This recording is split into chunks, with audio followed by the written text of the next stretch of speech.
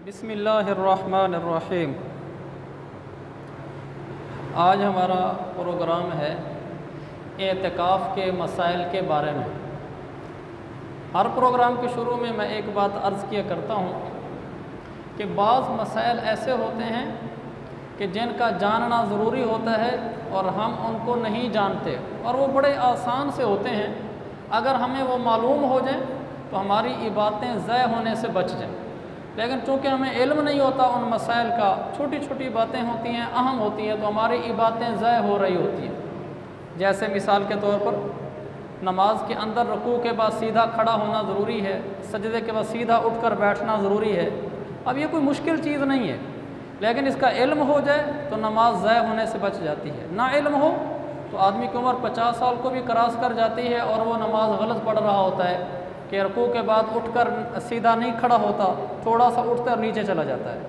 सजदे में सीधा उठकर नहीं बैठता और नीचे दूसरे सजदे में चला जाता है, जिससे उसकी साल हर साल की नमाजें ज़ाय हो रही होती हैं। तो हमारे इन प्रोग्रामों से ये मकसूद होता है कि जो मसाइल ज़रूरी हैं कि अगर हमें वो पता चल जाए तो हमारी सारी बातें सही रुख पर आ जाएँ। दूसरा ये भी इस प्रोग्राम से मकसूद है कि बाज़ चीज़ें हमने बेजा अपने ऊपर पाबंदियाँ बनाकर लागू करके रखी होती हैं कि नहीं ये जायज़ नहीं है, नहीं इससे चीज़ इबादत टूट जाती है, इबादत का सवाब नहीं मिलता। हालांकि शरीयत में उसकी कोई हकीकत नहीं होती, उसमें आसानी होती है, लेकिन हमने ख़ुद ही उसको अपने लिए मुश्किल बनाया हुआ होता है।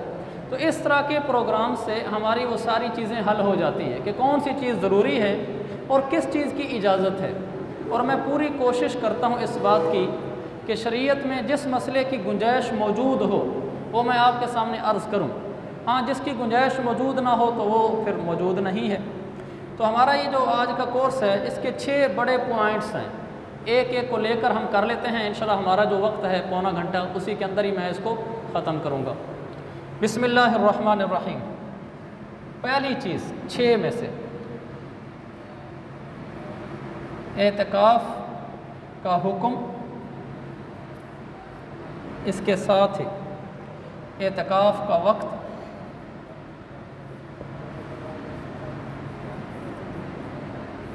इसके साथ ही एतिकाफ़ का मकाम,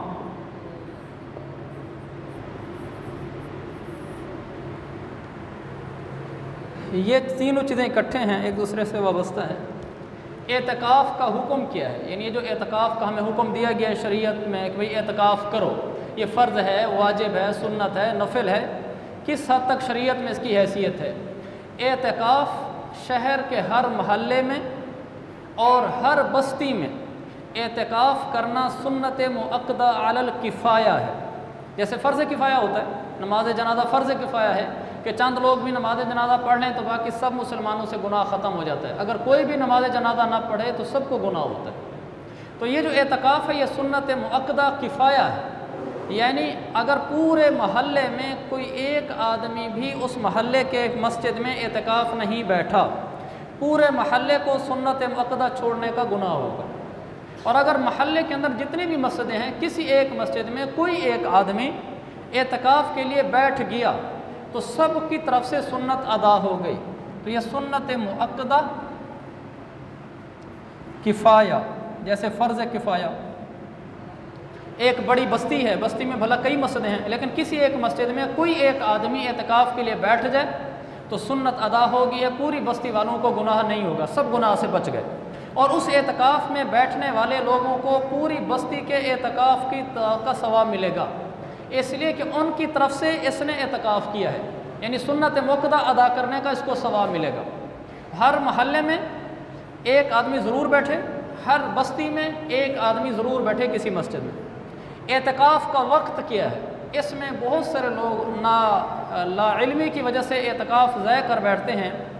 ये मैं हुक्म अर्ज़ कर रहा हूँ 10 दिन के एतिकाफ़ का। ये जो 10 दिन का एतिकाफ़ है, जो नफली एतिकाफ़ है, उसका मैं आखिर में अर्ज़ करूँगा। एतिकाफ़ का वक्त 20 रमज़ान की मगरिब से पहले,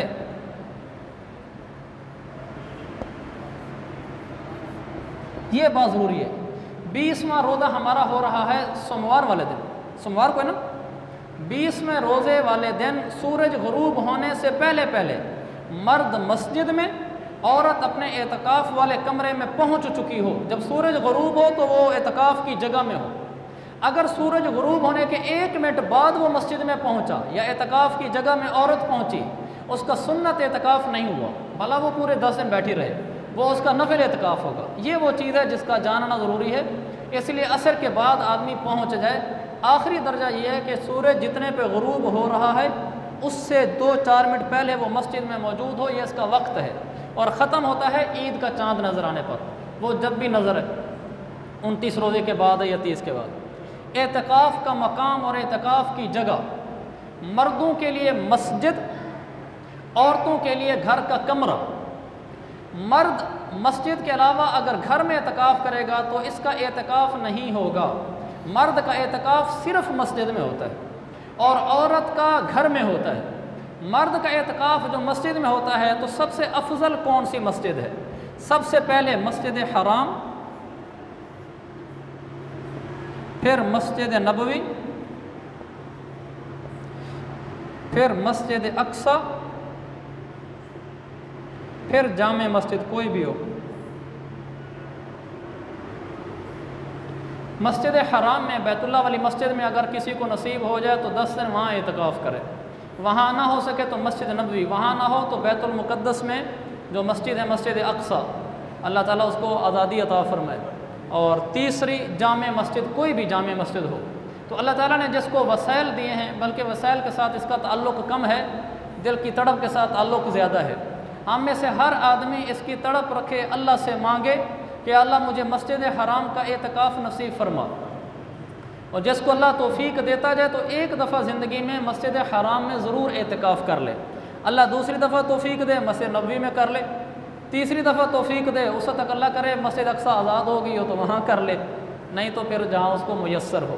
तो ये 3 चीज़ें हैं जो बुनियादी थी। एतकाफ़ का हुक्म सुन्नत मुअक्कदा है, एतकाफ़ का वक्त 20वें रोज़े को सूरज ग़ुरूब होने से पहले वो मस्जिद में पहुँच चुका हो, और तीसरा है मस्जिद की जो एतकाफ़ है वो करेगा एतकाफ़ करेगा मस्जिद में। यहाँ एक अहम बात सुन लें, एतकाफ़ के लिए मस्जिद होना ज़रूरी है। 5 वक्त नमाज पढ़ी जाती हो ये ज़रूरी नहीं है। लिहाजा देहातों में बाज़ मस्जिदें ऐसी होती हैं जिसमें 5 वक्त की नमाज नहीं होती। तहकीकी कौल यही है कि अगरचे उसमें 5 वक्त की नमाज ना होती हो लेकिन मस्जिद हो, वहाँ आप एतकाफ़ बैठ सकते हैं। ये पहला था। दूसरा, एतकाफ़ के आमाल।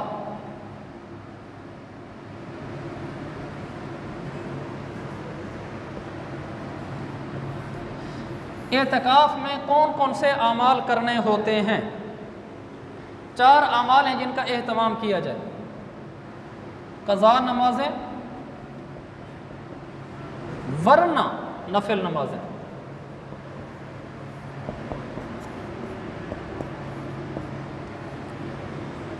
तिलावत व अज़कार मसनूना। नंबर 3, दीनी मुताला। नंबर 4, दुनियावी मुताला। Number 5, phone. ये आमाल मैंने लिखा है, इबादत नहीं लिखा कि एतकाफ़ में कौन कौन से अमल करने चाहिए या कौन कौन से कर सकते हैं। ये पहले 3 करने चाहिए और आखिरी 2 कर सकते हैं। ये एतकाफ़ के अमाल हैं। पहला अमल क़ज़ा नमाज़ें। जिस आदमी के ज़िम्मे ज़िंदगी की, गुज़श्ता ज़िंदगी की, बालिग़ होने से लेकर अब तक जितनी फ़र्ज़ नमाज़ें हमारे ऊपर थीं और उसमें से कुछ हमने अदा नहीं की, लाशऊरी की उम्र में, जवानी की उम्र में या तौबा करने से पहले की ज़िंदगी में, वो क़ज़ा नमाज़ें पढ़ना ज़रूरी है। आम दिनों में तो इंसान चूँकि दुनियावी मशागिल में होता है तो वक्त नहीं मिलता क़ज़ा नमाज़ें पढ़ने का। एतकाफ़ में तो बहुत बड़ा वक्त होता है, तो अपनी ज़िंदगी की क़ज़ा नमाज़ें पढ़े। मसलन फ़जर की मेरी कितनी नमाज़ें क़ज़ा हैं, ज़ोहर की कितनी क़ज़ा हैं, असर की, मग़रिब, इशा, वित्र, इनका हिसाब लगा लें। हिसाब लगाने का एक मुस्तकिल तरीका है। तरीका क्या है वो? आप यकसुई में बैठ जाएं तन्हाई में और थोड़ा सा तवज्जो देकर सोचें कि मेरे कितनी नमाज़ें होंगी। तो अपनी क़ज़ा नमाज़ें ज़्यादा से ज़्यादा पढ़ें ताकि आखिरत में जब मैं जाऊँ तो मेरी बख्शिश हो जाए। इसलिए कि जब इंसान का आखिरत में हिसाब होगा तो सबसे पहले इंसान का हिसाब नमाज का होगा। अव्वलु मा हुसिब बिहिल अब्दु यौमल क़ियामति अस्सलाह, सबसे पहले जिस चीज़ का हिसाब होना है वो नमाज है। इन सलुहत सलुह साइरु अमली, अगर नमाजें ठीक निकलें बाकी सारे अमाल ठीक निकलेंगे, नमाज की बरकत से अल्लाह पार करेगा। इन फसदत फसद साइरु अमली, अगर नमाजें ही ख़राब निकली, पूरी ना निकली, बाकी अमाल में भी रह जाएगा ये। लिहाजा पहले से पहले हमें अपनी ज़िंदगी की फ़र्ज़ नमाजें क़ज़ा करनी चाहिए। हमारे यहाँ मदरसों में ये माहौल होता है माशाल्लाह, जो लड़के दाखिले ले लेते हैं, अब एक दीनी फ़िक्र पैदा हो जाती है तो अपनी सारी ज़िंदगी की पिछली नमाज़ें थोड़ी थोड़ी करके क़ज़ा करते हैं। किसी की 2 साल में क़ज़ा हुई, किसी की 3 में, किसी की 4 में, लेकिन हो जाती हैं। तो आप क़ज़ा नमाज़ें पढ़ें। क़ज़ा नमाज़ें आपके ज़िम्मे नहीं हैं अल्हम्दुलिल्लाह, तो फिर ये है कि नफ़िल नमाज़ों का रुख करें। ये नहीं है कि क़ज़ा नमाज़ें सर पर हैं और तहज्जुद और सलात और तस्बीह और अवाबीन का ज़ोर है और क़ज़ा नमाज़ों की परवाह नहीं है। ये नादानी है, ये जहालत वाली बुज़ुर्गी है, ये इल्म वाली बुज़ुर्गी नहीं है। ये एक हमारे उर्फ़ में अच्छी समझी जाने वाली बुज़ुर्गी है, शरीयत वाली बुज़ुर्गी नहीं है। शरीयत के यहाँ पहला दर्जा फ़र्ज़ का है, फिर नफलों का दर्जा है। लिहाजा क़ज़ा नमाज़ें पढ़ें, क़ज़ा ना हो तो फिर नफिल नमाज़ों में तहज्जुद, इशराक, चाश्त, अव्वाबीन, सलातो तौबा, सलातुल हाजा और सलातो तस्बीह, और इसके अलावा भी पढ़ी जा सकती हैं सलातो शुक्र वगैरह। तो अगर कोई आदमी चाहता है कि मेरा ज़ौक़ है मैं क़ज़ा नमाज़ें भी पढ़ूँ साथ मेरी तहज्जुद भी ना छूटे, तो उसको इजाज़त है कि कम अज़ कम रोज़ाना वो 5-10 क़ज़ा नमाज़ें पढ़ लिया करे कम से कम। वरना लिखा यह कि 25 पढ़े, 25 नहीं पढ़ सकता, 20, 15 और 10, 5, आखिरी दर्जा 5 का है कि दिन में क़ज़ा नमाज़ें पढ़ लिया करे, फिर साथ नफलें भी पढ़ लिया करे, तो इंशाअल्लाह इसकी भी गुंजाइश है। लेकिन ऐसा ना हो कि क़ज़ा नमाज़ें तो पढ़ नहीं रहा और नफलों पे ज़ोर है, ये नामुनासिब चीज़ है। और नफिल नमाज़ों की भी थोड़ी सी वजाहत अर्ज़ कर दूँ। इशराक आधी रात के बाद से लेकर फजर की अज़ानों तक इसका टाइम है। तहज्जुद आधी रात से लेकर फजर की अज़ानों तक ये इसका बेहतर टाइम है, और इसका जो टाइम जायज़ है वो इशा की नमाज के फ़ौरन बाद शुरू हो जाता है। जिसने इशा की नमाज़ पढ़ ली उसके लिए तहज्जुद का शुरू हो गया। इशा की नमाज़ पढ़ने के बाद कोई आदमी 2-4 नफिल तहज्जुद की नियत से पढ़ ले, उसकी तहज्जुद हो जाती है। बेहतर यह कि आधी रात के बाद पढ़े, कम से कम 2 रकातें, ज़्यादा से ज़्यादा 8 रकातें। एक रिवायत में अल्लाह के नबी से सल्लल्लाहु अलैहि वसल्लम 10 रकातें पढ़ना भी साबित है, वरना आपका मामूल 8 रकात तहज्जुद पढ़ने का था। दूसरी इशराक है, सुबह फजर का सूरज तुलू होने के 10 मिनट बाद, मसलन अगर सूरज तुलू हो रहा है 5:30 बजे, तो 5:40 से लेकर ज़वाल आफ्ताब तक जो ज़ोहर का टाइम शुरू होता है, इसके दरमियान जितना टाइम है इसको 2 हिस्सों में तकसीम कर लें। पहला आधा हिस्सा इशराक है, दूसरा आधा चाश्त है। फजर तुलू हो रही है, सूरज तुलू हो रहा है 5:30 पर, यह इशराक और चाश्त का वक्त बता रहा हूँ। सूरज तुलू हो रहा है 5:30 पर, आप इसको 5:40 लिखें, 10 मिनट बाद। और ज़वाल आफ्ताब जंतरी में लिखा होता है कि सूरज कब ढलता है, जंतरी में लिखा होता है। वो अगर मिसाल के तौर पर हो रहा है 12:40 पर, ये दरमियान कितने घंटे हो गए? 7 घंटे हो गए। 7 घंटे को दो, ये हो गए 7 घंटे। इसको 2 हिस्सों पे तकसीम करें, 7 तकसीम 2, 3.5 ऐसे हो गया ना, 3.5 घंटे हो गए। 3.5 घंटे को इसमें जमा करें,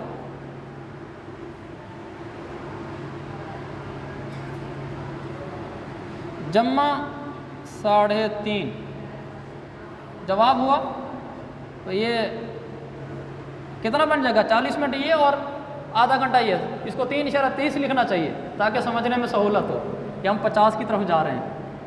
3 घंटे 30 मिनट, तो ये कितना हो गया? 5, 3, 8, 9 बजकर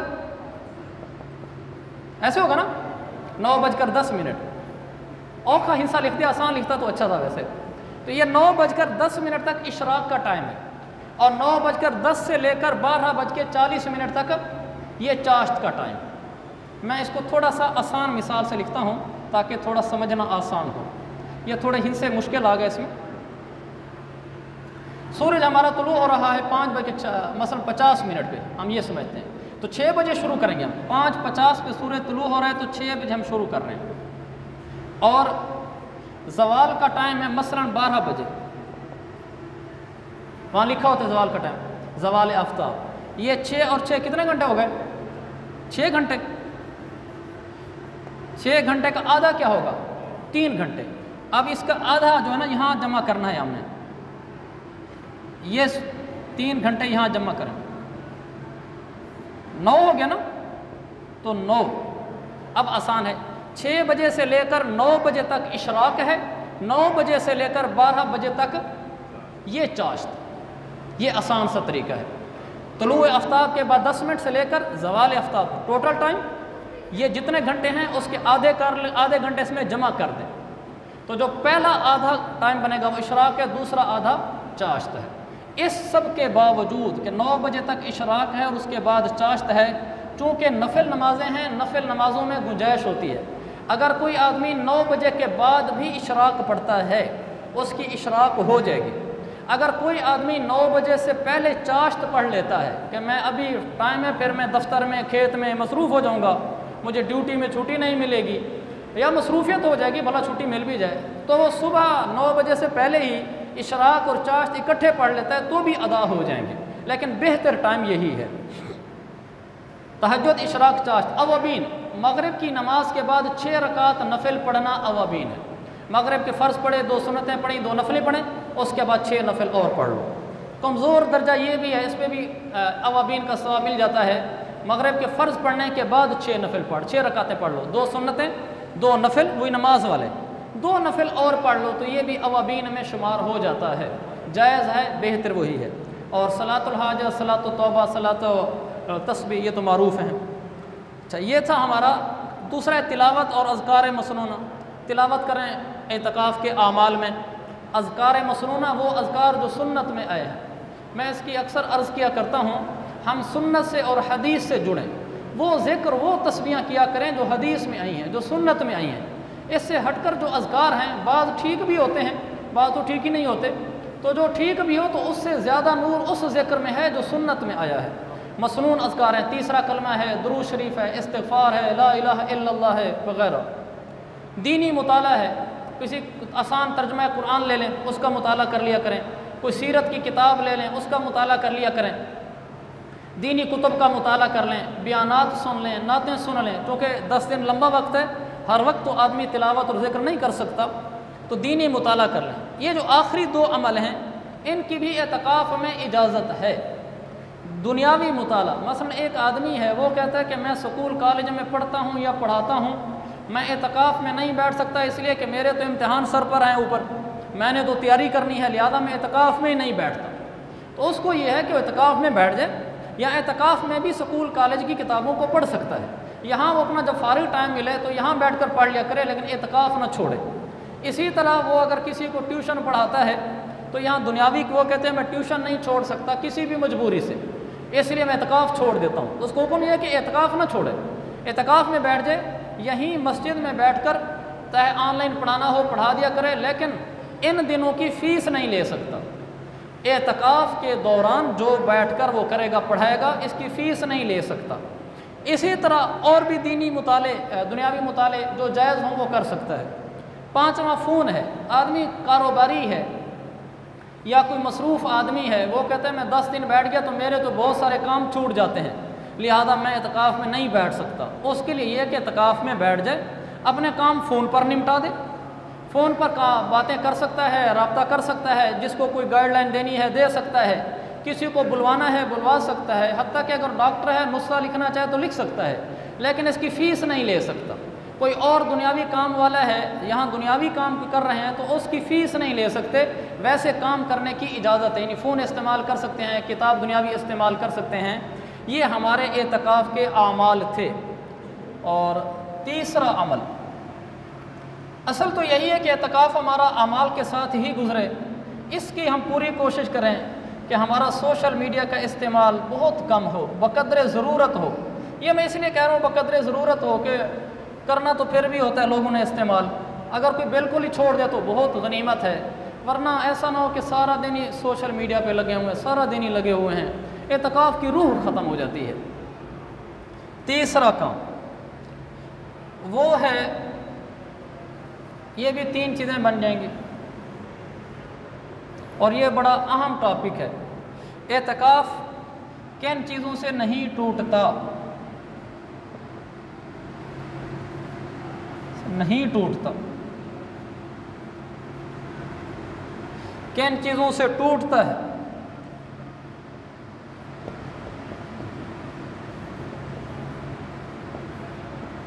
और तीसरा है, किन सूरतों में तोड़ना जायज़ है?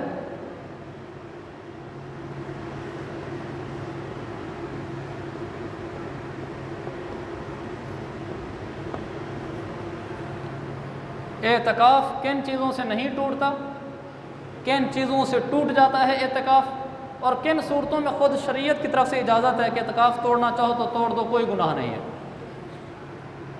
किन चीज़ों से नहीं टूटता, इसमें एक बुनियादी बात जहन में रहे, शरई ज़रूरत से नहीं टूटता। शरई ज़रूरत से अगर आदमी एतकाफ़ वाली जगह से बाहर निकल जाए तो नहीं टूटता। अब शरई ज़रूरत है क्या? शरई ज़रूरत जिस ज़रूरत की शरीयत ने इजाज़त दी हो। शरई ज़रूरत चंद चीज़ें हैं। नंबर 1, बैतुल खला का इस्तेमाल, ये शरई ज़रूरत है, शरीयत ने इसकी इजाज़त दी है। नंबर 2, गुस्ल जनाबत,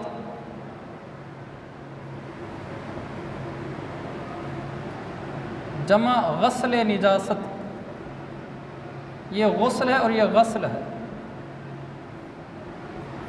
मैं इनकी तशरीह अर्ज़ करता हूँ। नंबर 3, वज़ू, इनकी थोड़ी तशरीहात भी हैं।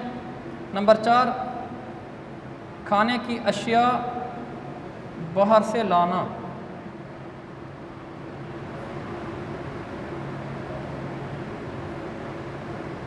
नंबर 5, अज़ान देना। नंबर 6, जुमा की नमाज़ पढ़ना। नंबर 7, दूसरी मस्जिद में मुंतकिल हो जाना।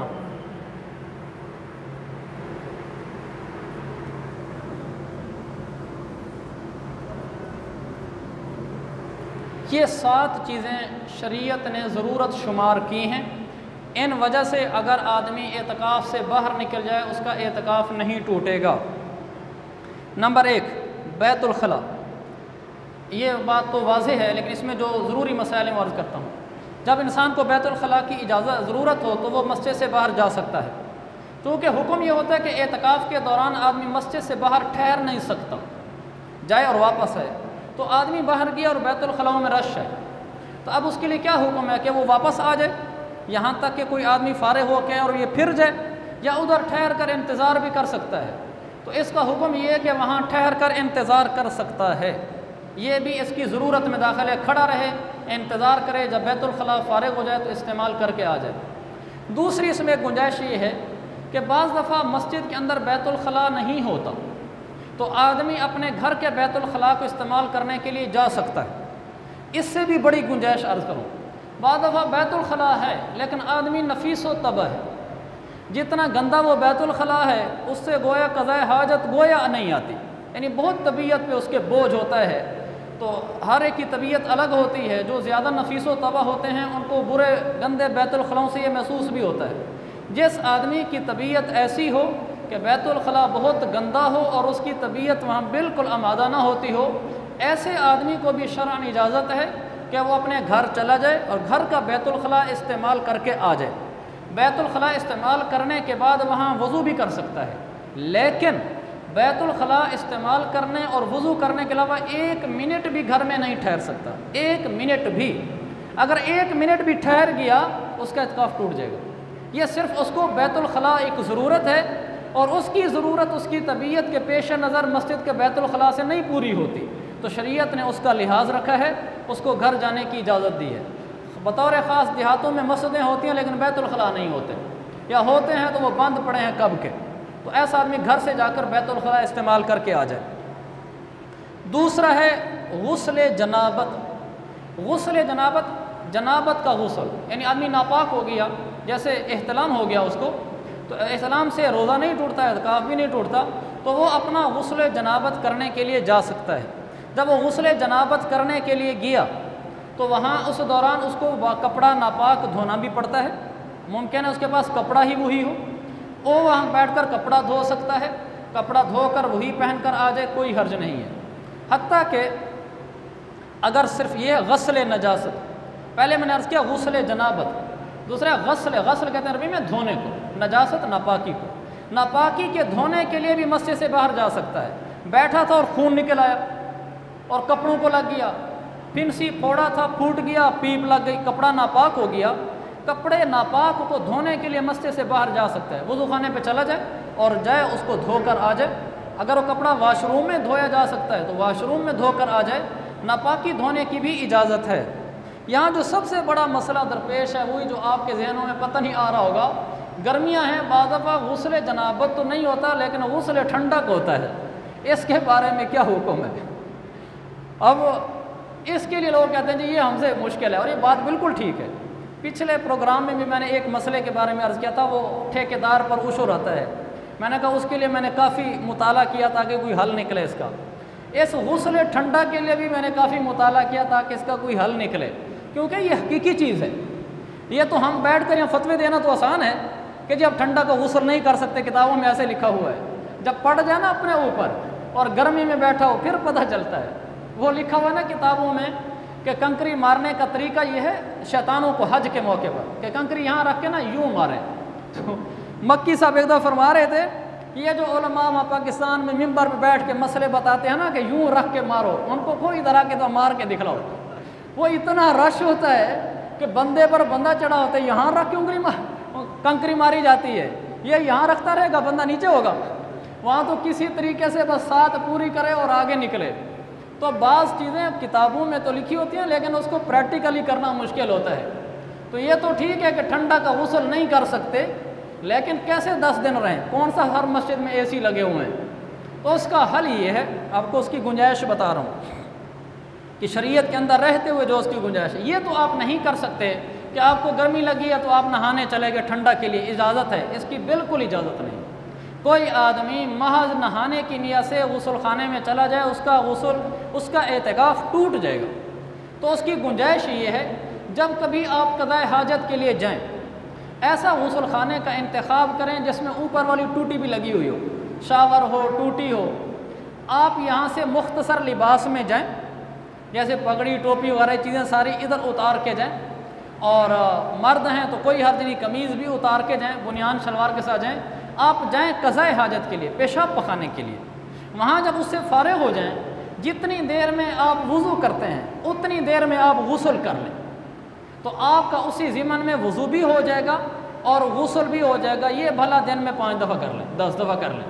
यानी जब भी गए क़ज़ाए हाजत के लिए, क़ज़ाए हाजत से फ़ारिग़ होकर जल्दी से कपड़े उतार के खूंटी पर लटकाए, नल खोल दिया, शावर खोल दिया, पूरे जिस्म को अच्छे तरीके से मल लें।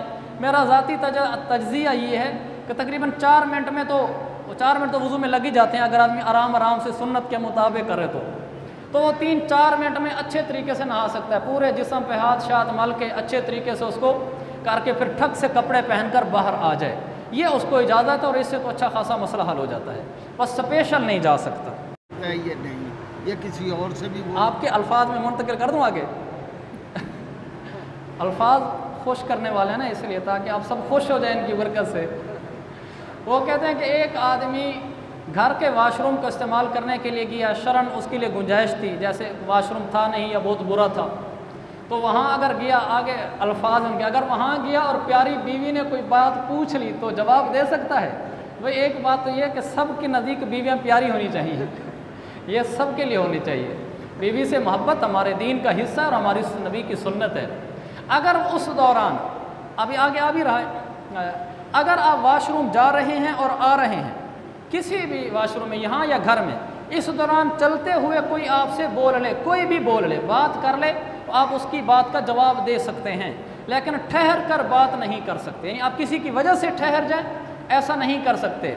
इसी ज़िमन में यही अर्ज़ कर देता हूँ, यहाँ सिगरेट पीने वालों का मसला दरपेश है कि बाज़ लोग सिगरेट के ऐसे आदी हैं कि सिगरेट नहीं छोड़ सकते, तो अब मस्जिद में तो सिगरेट पी नहीं सकता, उसका हल क्या है? वो सबसे आखिरी लैट्रीन में वाशरूम में इस्तेमाल करने जाए। ये उसका हल है कि वो जैसे ही मस्जिद से बाहर निकले सिगरेट शुरू कर दे और वो वहाँ तक जाए, पीता जाए, फिर जब वहाँ से वापस वज़ू खाने की तरफ आए फिर पीता आए। स्पेशल सिगरेट के लिए कहीं रुके ना, कहीं बैठे ना। आगे पूछा हुआ सवाल है, अर्ज़ कर देता हूँ। बाज़ कहते हैं जी वाशरूम इस्तेमाल करने के दौरान अगर पीता रहे, अगर वाशरूम इस्तेमाल करने के दौरान पीता रहे तो भी इजाज़त है। मतलब ये है कि आप ख़ास सिगरेट की वजह से ठहर नहीं सकते, बैठ नहीं सकते, बाहर निकल नहीं सकते। आप आ जा रहे हैं, इस दौरान सिगरेट पी ली, वाशरूम इस्तेमाल करें, इस दौरान पी ली, तो जो इस दौरान पी ली इसकी इजाज़त है। इजाज़त का मतलब ये है कि इत्काफ़ नहीं टूटेगा। यह नहीं कि मौलवी साहब ने कल से हमें सिगरेट की इजाज़त दी है।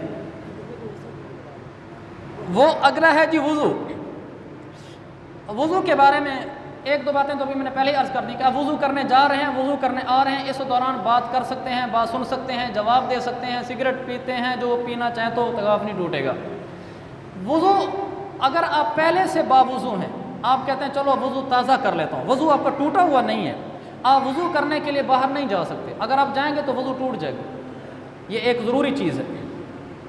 और फिर दूसरा, अगर आपका वज़ू टूटा हुआ है, फिर आप जिस चीज़ के लिए भी वज़ू करना चाहते हैं, भला तिलावत के लिए, भला किसी भी बात के लिए, तो आप वज़ू करने के लिए वहाँ जा सकते हैं।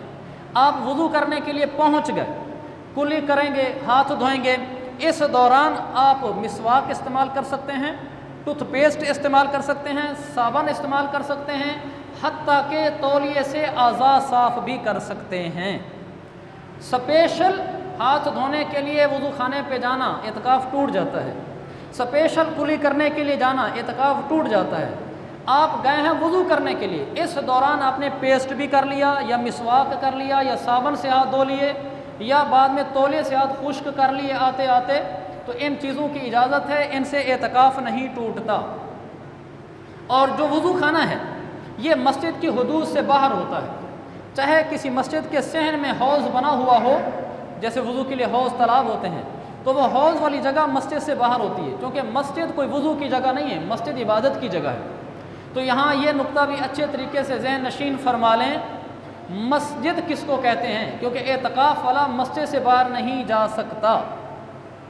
मस्जिद सिर्फ उस जगह को कहते हैं जहाँ पर सजदा किया जाता है। मस्जिद सजदा करने की जगह, यानी मस्जिद वो जगह है जो नमाज पढ़ने के लिए बनाई गई है। देखें, वज़ू खाना नमाज पढ़ने के लिए नहीं बनाया गया, लिहाजा यहाँ पर आप नहीं जा सकते। जो बाहर पार्किंग की जगह है नमाज पढ़ने के लिए नहीं बनाएगी, अगरचे हम इसको मुआशरे में मस्जिद ही कहते हैं, भी वो मस्जिद में खड़ा हुआ है, भला वो पार्किंग में खड़ा हो, लेकिन ये शरीयत वाली मस्जिद नहीं है। यहाँ अगर पार्किंग में जाएंगे बिला वजह वज़ू एतकाफ़ टूट जाएगा। तो इन बातों का भी ख्याल रखें कि वज़ू के लिए जाएँ तो सिर्फ वज़ू के लिए जाएँ और वज़ू करते ही फ़ौरन वापस आएँ। खाने पीने की अशिया बाहर से लाना, एतकाफ़ वाले के लिए हुक्म यह है कि खाना पीना मस्जिद में करे। लेकिन कभी ऐसा होता है कि कोई आदमी एतकाफ़ में ऐसी जगह बैठा हुआ है, उसका घर से कोई खाने वाला नहीं है या खाना लाकर देने वाला नहीं है। ऐसे आदमी को इजाज़त है होटल से लेने के लिए जाना चाहे, यानी पहले तो ये कि अपना इंतज़ाम करे कि कोई खाना लाकर उसको दे। अगर किसी आदमी का कोई आदमी नहीं है लाकर देने वाला, ये मसला उस वक्त है, यह नहीं है कि उसको लाकर देने वाले हैं वो फिर भी जा सकता है। नहीं, एक आदमी ऐसी कैफियत में है, जैसे बहुत सारे लड़के कॉलेजों में पढ़ते हैं और वो होटलों पे खाना खाते हैं और वो वहाँ एतकाफ़ में बैठना चाहते हैं, उसको तो कोई खाना ला कर नहीं देगा, ना उसका कोई घर का बंदा है और ना दोस्त इतने अच्छे हैं जो 10 दिन सुबह शाम उसकी सैर इफ्तारी ला कर उसको दें। तो कोई आदमी कहीं भी ऐसी जगह बैठा हुआ है कि एतकाफ़ में बैठता है लेकिन उसका खाना ला कर देने वाला कोई नहीं है, ऐसे आदमी के लिए इजाज़त है कि वो खाना लेने के लिए घर से लेकर घर से जाना चाहे तो ला कर आ सकता है। कि अगर कोई घर में मर्द औरत है, मर्द कोई नहीं है, तो वह एतकाफ़ में बैठना चाहता है, घर से लेकर आ जाए। वो होटल से खाना खाता है, होटल वाले को कह के रखे भाई मैं तकरीबन इतने बजे आऊँगा, मेरा खाना अलग करके रख लिया करें। वहाँ जाए खाना ले ले, अगर पकने में देर हो, मसलन रोटी लगाने में देर हो रही है तो इंतज़ार भी कर सकता है, लेकिन खाना खाएगा मस्जिद में, वहाँ खा नहीं सकता। खाना लेने के लिए जा सकता है, पानी लेने के लिए जा सकता है। इसकी गुंजाइश उनको, इसकी ज़रूरत उनको भी पेश आती है जिनके खाना लाने वाले भी होते हैं। कैसे? मसलन सहरी में रह गए 5 मिनट और आपकी आंख खुली है, मस्जिद में तकाव वालों में से कोई उठा नहीं, घर से कोई दे नहीं गया, अब आपके पास एक ही है टाइम है कि आप भाग कर जो मस्जिद के बाहर कोई पानी का कूलर रखा हुआ है वहाँ से पानी पी कर आ जाए, क्योंकि मस्जिद में कोई बंदा नहीं है जो आपको पानी ला कर दे। तो आपको प्यास लग रही है और सहरी का टाइम ख़त्म होने वाला है, आप खुद मस्जिद से बाहर जा सकते हैं, अपना पानी लेकर आ सकते हैं, बर्तन ले जाए, पानी लेकर आ जाए, मस्जिद में पी लें। ऐसी घर में औरत बैठी हुई है एतकाफ़ में और वो उठी, सुबह थोड़ी देर रहती थी, सहरी का टाइम ख़त्म होने वाले, सारे सोए हुए हैं, अब वो तो कमरे से बाहर जा नहीं सकती, तो वो बेचारी प्यासी रोज़ा रख लेती है, भूखा रख लेती है, ये मसला मालूम नहीं होता। वो कहती है मेरा एतकाफ़ टूट जाएगा, उसको इजाज़त है वो जल्दी से जाए, फ्रिज खोले, पानी की बोतल उठाकर कमरे में ले आए, किचन में जाए, खाने की चीज़ें पड़ी हैं उठा कर ले आए, जो चीज़ें भी उसको मिल जाएं, फिर एतकाफ़ वाली जगह पे बैठ के खा ले, तो इसकी इजाज़त है। 5वां है अज़ान देना। एक आदमी मुअज़्ज़िन है, वो बैठ गया, वो भी अज़ान देने के लिए मस्जिद से बाहर अगर अज़ान देनी हो, ये मसला उस वक्त है जब किसी के लिए मस्जिद के अंदर अज़ान देने की जगह ना बनी हो, बाहर बनी हो। हमारे तो अंदर ही निज़ाम होते, ज़रूरत नहीं है, लेकिन अगर कोई आदमी अज़ान देना चाहता है, चाहे मुस्तकिल मुअज़्ज़िन है या वैसे आज अज़ान देना चाहता है और अज़ान देने की जगह मस्जिद से बाहर है, तो वो जा सकता है। यहाँ ये भी वाज़ेह रहे कि मेहराब हमारे यहाँ क्या मारूफ़ है कि मस्जिद से बाहर होता है, ये बिल्कुल गलत है। मेहराब मस्जिद के अंदर होता है, मेहराब मस्जिद से बाहर नहीं होता, अगरचे यही लोगों में मारूफ़ है। अगर ये मस्जिद से बाहर होता है तो यहाँ इमाम खड़ा होता है, हम पीछे खड़े होते हैं, और ये जो कहा जाता है कि पाँव इमाम के मेहराब से बाहर हो, इसलिए नहीं कि मेहराब मस्जिद से बाहर है, उसकी कोई और फ़िक़ही वजह है। बहरहाल फतावा शामी में लिखा है, ये बात मैं इसलिए कह रहा हूँ कि बाज़ मौलवी साहबान को भी इस मसले का इल्म नहीं होता, मैं इसलिए हवाला देना चाह रहा हूँ। फतावा शामी में लिखा हुआ है कि मेहराब मस्जिद का ही हिस्सा है, लिहाजा मस्जिद के अंदर इत्काफ़ में बैठा हुआ आदमी अगर मेहराब में चला जाए तो वो मस्जिद से बाहर नहीं किया। जुम्मे की नमाज़, अगर कोई आदमी ऐसी मस्जिद में बैठा हुआ है कि वहाँ जुम्मे की नमाज़ नहीं होती, शहर की भी बाज़ मस्जिदें ऐसी होती हैं जिनमें जुम्मा नहीं होता, लेकिन जुम्मा तो फ़र्ज़ है, चूँकि शहर में बैठा हुआ है, वो जुम्मा नमाज़ पढ़ने के लिए जामे मस्जिद जा सकता है, वहाँ जाए, जुम्मा नमाज़ पढ़ के फिर वापस अपनी मस्जिद आ जाए। इस वजह से भी वो मस्जिद छोड़कर बाहर जाएगा, इत्काफ़ नहीं टूटेगा। 7वीं बात, दूसरी मस्जिद में मुंतकिल होना। आदमी इस मस्जिद में बैठा हुआ है, कोई ऐसी मजबूरी पेश आ गई कि उसको जानी या माली नुकसान का ख़तरा हो गया इस मस्जिद में, यह मस्जिद छोड़कर दूसरी मस्जिद में जाकर अपना बाकी इत्काफ़ पूरा कर सकता है। जैसे मस्जिद की छत गिरने लगी तो ये जानी नुकसान है, या मस्जिद के दरवाजे नहीं हैं और वो पहला दिन तो गुजारा, अगले दिन पता चला कि यहाँ कोई चोर ठग गए हुए, चोरियाँ कर रहे हैं, वो कोई ऐसा समझ रहा है कि यहाँ मेरा कोई माली नुकसान हो जाएगा अगर मैं मस्जिद में ठहरता हूँ। किसी आदमी को अपना जानी या माली नुकसान पहुँचने का कभी ख़तरा हो, वो मस्जिद बदल सकता है और दूसरी मस्जिद में जा सकता है। या कोई बाद में आता है मस्जिद से निकाल देता है कि आपको इस मस्जिद में ठहरने की इजाज़त नहीं है, तो मजबूर है मस्जिद बदल ले, इत्काफ़ नहीं टूटेगा। इत्काफ़ किन चीज़ों से टूटता है? सिर्फ 4 चीज़ें हैं। मस्जिद की हुदूद से बाहर निकलना बिला वजह, और मस्जिद से बाहर ठहर जाना,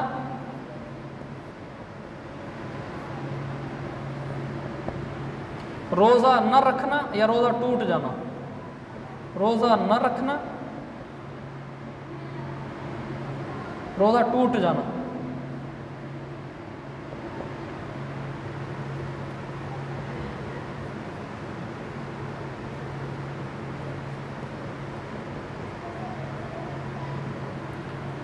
मस्जिद की हुदूद से अगर कोई बिला ज़रूरत बाहर निकल गया, किसी ने कहा मेरी बात सुनना, जैसे ही बाहर निकला इत्काफ़ टूट गया। कुली करने के लिए चला गया, हाथ धोने के लिए चला गया, इत्काफ़ टूट गया। वज़ू के लिए जा सकता है, वैसे कुली करने नहीं जा सकता। मस्जिद से बाहर ठहरना, मस्जिद से बाहर निकला तो था वॉशरूम के लिए, लेकिन आते हुए ठहर गया, भला 1 लम्हे के लिए ठहर गया, वज़ू करके आ रहा था, रास्ते में ठहर गया, इत्काफ़ टूट गया। रोज़ा न रखना ये अहम चीज़ है, रोज़ा न रखना ये रोज़ा टूट जाना। अगर इत्काफ़ के दौरान किसी आदमी ने रोज़ा नहीं रखा या रोज़ा उसका किसी वजह से टूट गया, उसका इत्काफ़ भी टूट गया, क्योंकि इत्काफ़ बग़ैर रोज़े के नहीं होता, इसका इत्काफ़ टूट गया है। और चौथा, बोसो किनार मा इंज़ाल, ये आदमी अगर बीवी के साथ बोसो किनार करे और उसको इंज़ाल भी हो जाए तो इत्काफ़ टूट जाता है, और सिर्फ बोसो किनार करना नाजायज़ है और गुनाह है। किन सूरतों में इत्काफ़ तोड़ना जायज़ है? अपना इलाज, अहल खाना का इलाज,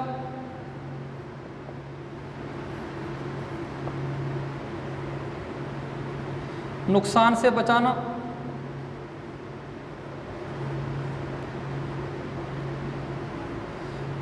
ज़बरदस्ती निकलना,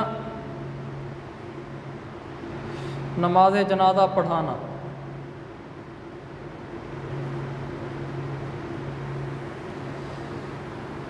अगर कोई आदमी ऐसा बीमार हो गया कि वो अपना इलाज मस्जिद में रहकर नहीं करवा सकता, उसको डॉक्टर के पास जाना ज़रूरी हो गया है, तो उसके लिए एतकाफ़ तोड़ना जायज़ है। एतकाफ़ तोड़ दे, बाद में कज़ा कर ले, चला जाए, उसको गुनाह नहीं होगा।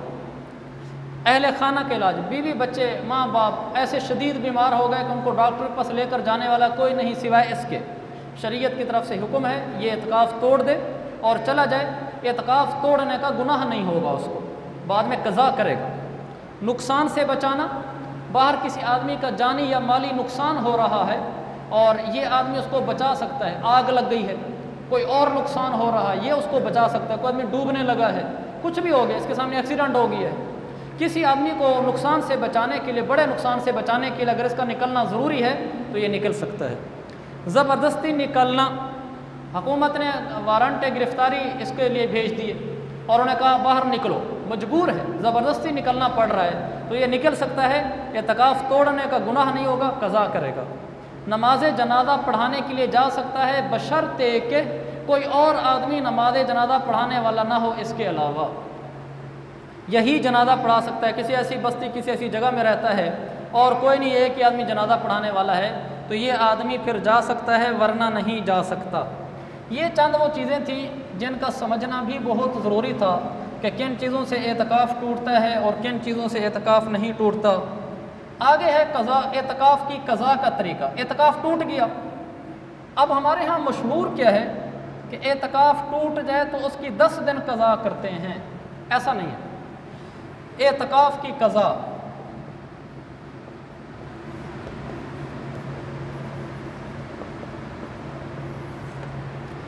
ये एक सहूलत वाला मसला है। हमारे यहाँ मारूफ ये है कि एतकाफ़ टूट जाए 10 दिन का तो फिर उसकी कज़ा 10 दिन होती है, ऐसा नहीं है। एतकाफ़ की कज़ा सिर्फ 1 दिन होती है बस। किसी का एतकाफ़ टूट गया, जैसे वो बाहर निकल गया मस्जिद से, या उसने तोड़ दिया मजबूरी की वजह से, बाद में 1 दिन की कज़ा कर ले। 1 दिन की कज़ा कैसे?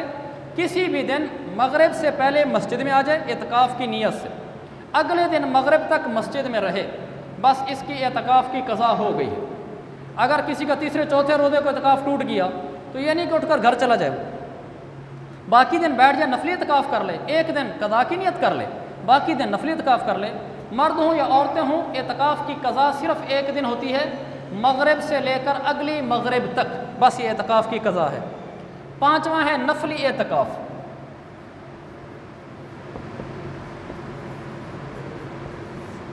जो आदमी 10 दिन का सुन्नत एतकाफ़ नहीं कर सकता वो नफली एतकाफ़ कर ले। नफली एतकाफ़ के लिए ना दिन की मिकदार शर्त है कितने दिन बैठे, ना उसके लिए रोज़ा शर्त है, ना उसके लिए कोई और शर्त है, ना उसके लिए एतकाफ़ की ये पाबंदियाँ हैं जो आम एतकाफ़ की हैं। एक आदमी 2 दिन बैठना चाहता है 2 दिन बैठ जाए, आधा दिन बैठना चाहता है आधा दिन बैठ जाए, दफ्तर ड्यूटी खेत से आए सीधा मस्जिद आ जाए, बाकी दिन एतकाफ़ करे यहाँ। तो एतकाफ़ के अंदर रोज़ा भी शर्त नहीं, हत्ता कि अगर कोई आदमी रोज़ा नहीं रख सकता तो चूँकि वो सुन्नत एतकाफ़ नहीं कर सकता, एतकाफ़ के लिए रोज़ा शर्त है, नफली एतकाफ़ के लिए रोज़ा शर्त नहीं है। आप वैसे बग़ैर रोज़े के भी एतकाफ़ कर सकते हैं।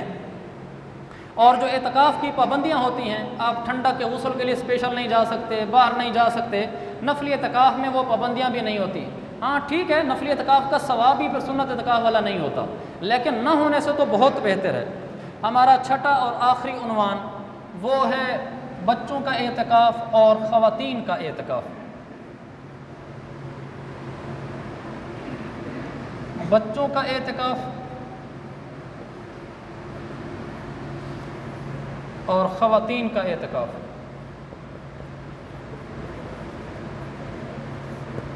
बच्चों का एतकाफ़ तो एक आम सी बात है, जो बच्चा समझदार हो, उसमें पाकी नापाकी की, पेशाब पखाना करने की ना करने की समझ हो, तो ऐसा समझदार बच्चा एतकाफ़ में बैठ सकता है। कहीं ऐसा ना हो कि मस्जिद ख़राब कर दे। जो हमारे यहाँ तकरीबन 8-10 साल के बच्चे को समझ आ जाती है, ऐसा बच्चे को अगर कोई बाप अपने साथ एतकाफ़ में बैठाना चाहे तो उसको एतकाफ़ का सवाब मिलेगा। अलबत्ता अगर बच्चे का एतकाफ़ टूट गया तो उसकी कज़ा ना बच्चे पर होगी ना उसके सरपरस्त पर होगी जिसने उसको बिठाया है। बच्चे के एतकाफ़ की कज़ा नहीं है। अहम मसला है ख़वातीन का एतकाफ़। इसमें सिर्फ 4 बातें हैं। नंबर 1 हैज़ का आ जाना, नंबर 2 शोहर की इजाज़त,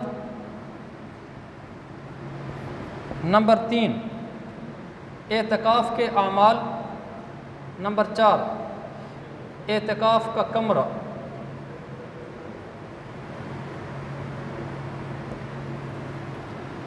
ख़वातीन को अगर एतकाफ़ के दौरान हैज़ आ जाए, मेंसेस पीरियड शुरू हो जाए, तो चूँकि हैज़ के आने से रोज़ा टूट जाता है और रोज़ा टूटने से एतकाफ़ टूट जाता है, लिहाजा उसका एतकाफ़ उसी वक्त टूट जाएगा और वो अपने उस कमरे से निकलकर बाहर आ सकती है और उसकी कज़ा बाद में सिर्फ 1 दिन रखेगी और उस दिन रोज़ा भी रखेगी साथ। दूसरा शोहर की इजाज़त। इस मसले से शोहर की अहमियत मालूम होती है। कोई औरत भी अपने शोहर की इजाज़त के बग़ैर एतकाफ़ में नहीं बैठ सकती, 10 दिन के सुन्नत एतकाफ़ में भी नहीं बैठ सकती। अगर शोहर मना कर दे तो उसके लिए बैठना जायज़ ही नहीं है। इससे मालूम होता है कि शोहर का क्या मकाम है ख़वातीन के लिए। तो दूसरा मसला यह कि शादीशुदा औरतें शोहर की इजाज़त लेकर बैठें, बग़ैर इजाज़त के ना बैठें। और तीसरा है उनके एतकाफ़ के आमाल।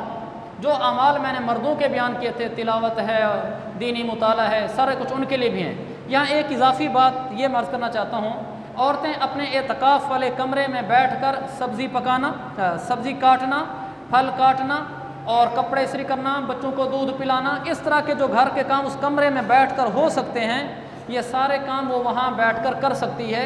ये इसकी गुंजाइश है, इजाज़त है। इसलिए कि बाद ख़वातीन को ये मसला दरपेश होता है कि हमारे ये काम नहीं हो करने वाला कोई अगर कोई होता तो हम एतकाफ़ बैठ जाते। तो बच्चों की तैयारी करानी होती है, स्कूल भेजना होता है और सब्ज़ी बनानी होती है, इफ्तारी बनानी होती है। ये सारे काम वो अपने एतकाफ़ वाले कमरे में बैठकर कर लिया करें।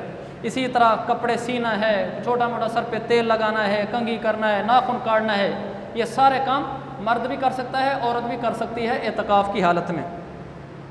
आखिरी मसला और अहम मसला वो है कमरा एतकाफ़। मर्द तो एतकाफ़ करेगा मस्जिद में और औरत एतकाफ़ करेगी कमरे में। कमरा छोटा होना चाहिए, लेकिन जो ज़्यादा अहम मसला है, जिसलिए मैंने इसको आखिर में अर्ज़ कर रहा हूँ थोड़ी वज़ाहत के साथ, क्यों हुक्म ये है कि औरत ने जो कमरा मुंतखब कर लिया है एतकाफ़ के लिए, उस कमरे से बाहर नहीं आ सकती। अब मसला ये है कि गर्मियाँ हैं, अगर कमरा मुंतखब करती है तो उस कमरे के अंदर दिन को तो बैठेगी, रात को गर्मी शदीद है वो बैठ नहीं सकती, तो अब क्या करेगी?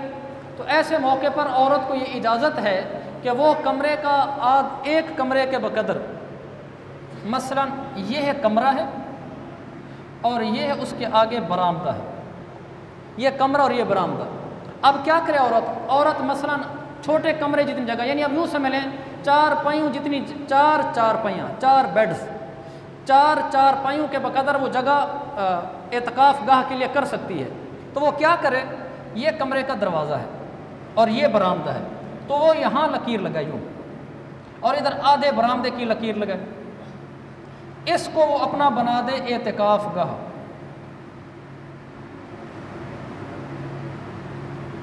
समझ आ गई कि जो दरवाजे के करीब जगह ना, ये पूरा कमरा ना ले, आधा कमरा ले ले, 2 चारपाई जितने का, और 2 चारपाई जितनी जगह दरवाजे के बाहर बरामदा है या सहन है जो भी है उसके अंदर कर ले। फिर वहाँ वो निशान लगवा दें कि ये 4 चारपाइयों के बकदर जो जगह है ना, ये मेरी एतकाफ़ की जगह है।